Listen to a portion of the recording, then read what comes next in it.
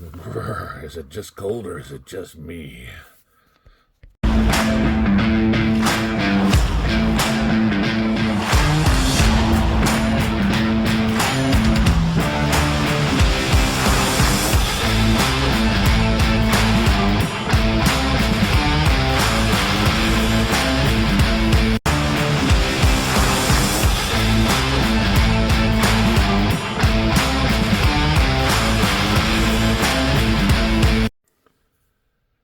Hey, fellow collectors, today we'll be taking a look at a crossover between Batman and Teenage Mutant Ninja Turtles.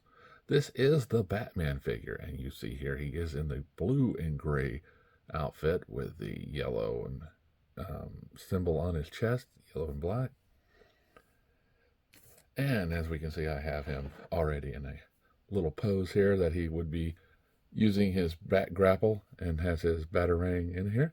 So let's take a look at his first accessory here. We have the batarang, nicely sculpted. I do like the fact that it is painted here, the gray, on all of the figures in the line. His next accessory that we'll take a look at.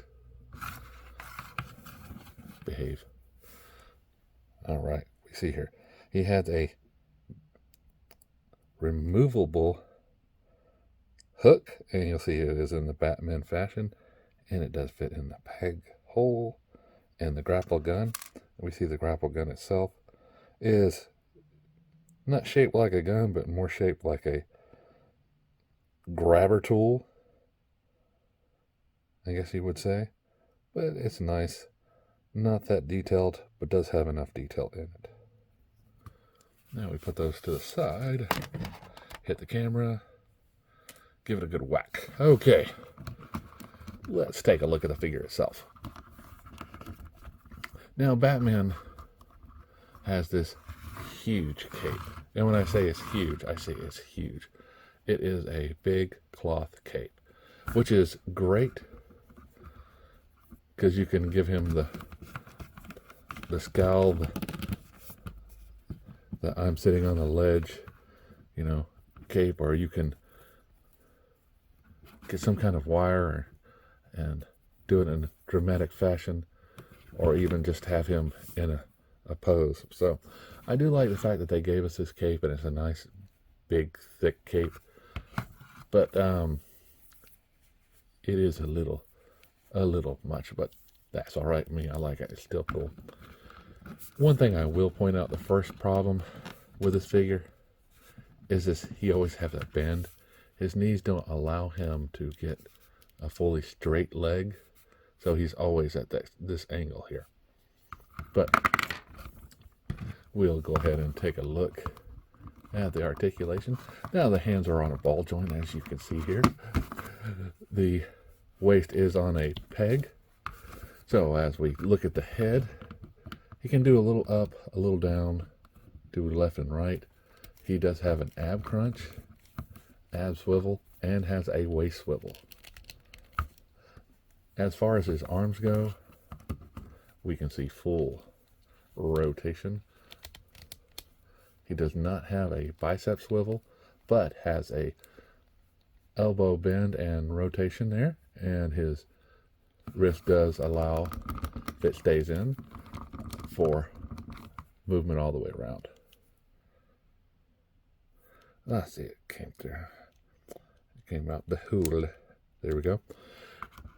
So as far as the leg goes, he can do this much of a split, and does have a double bend in the knee, and his ankle does allow free range movement because it's on a peg.